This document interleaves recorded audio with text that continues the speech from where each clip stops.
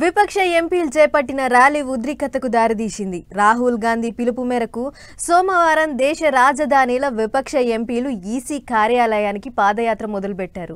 పోలీసులు అడ్డుకున్నారు. ఇగో ఈ ఏ వార్తలు ఇవాళ పొద్దుగాల నుండి ఏ టీవీలో చూసినా ఇదే ముచ్చట. అంత మంచిగానే ఉన్నది కానీ అసలు గా లొల్లి ఎందుకు పుట్టింది, ఏడ పుట్టింది అని అనుకుంటుర్రు కదా. చలో గీ వార్త చూడరు, మీకే అర్థమవుతుంది. బరాబర్ ఈసీ ఆఫీస్ కు పోతామని షెయి పార్టీ ఎంపీలు చల్ అనుమతులు లేవు అట్టెట్ట పోతారని పోలీసోళ్ళు చిలికి గాలివానైనట్టే అయింది ఓట్ల చోరీ ముచ్చట.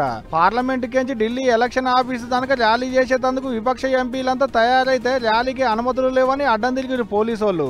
ఇంకేముంది లొల్లి బొబ్బ ఏం తక్కువ 300 మంది ఎంపీలను ఎంబడేసుకుని ఈసీ ఆఫీస్ కు బయలుదేరిండు షెయి పార్టీ ఢిల్లీ ముఖ్య లీడరు రాహుల్ గాంధీ సారు. పక్క పోయింటి షెల్లె ప్రియాంక కూడా ఉన్నది. సంసద్ మార్గును మూసేసిరు కూడా ఎంపీలను రోడ్డెక్కని అయినా తగ్గేదేలే. బారికేట్లు అడ్డం పెడితే కూడా ఎగిరి దుంకిరు, పోలీసులను నూకేసిరు. అఖిలేష్ యాదవ్ సార్ అయితే పోలీసు అడ్డం పెట్టిన బారికేట్లు ఎక్కి దుంకిండు కూడా.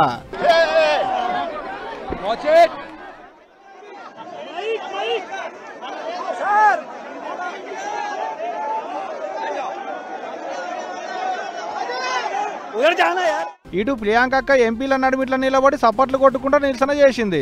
ఆఖరికి కొంతమంది ఎంపీలను అరెస్ట్ చేసిరు, బస్సులలో ఎక్కించి పంపించిరు గిట్లా. అయితే 2024 లోక్సభ ఎన్నికలలో ఓట్ల దొంగతనం చేసిరని రాహుల్ సార్ అనుడితో సురువైంది కయ్యం. ఓ వెబ్ పోర్టల్ ను తెరిచిండట కూడా. అయితే పోయిన ఓట్లలో ఒక ఆమె 2 ఓట్లేసిందట.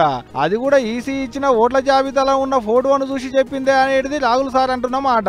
ఇంతకు షెయి పార్టీ వాళ్ళకి ఏం కావాలంటుర్రా? ఒకే వ్యక్తి ఒకే ఓటు అనేది షెయి పార్టీ వాళ్ళ డిమాండ్. అయితే ఇదే ముచ్చడం మీద కర్ణాటక ఈసీ రాహుల్ గాంధీ సార్ కు నోటీసులు ఇచ్చిందట. 10-15 రోజులలో వేసిన నిందకు వివరణ ఇవ్వాలని. మరి చూడాలే ఏమైతుందో అనేటిదిగా రేపు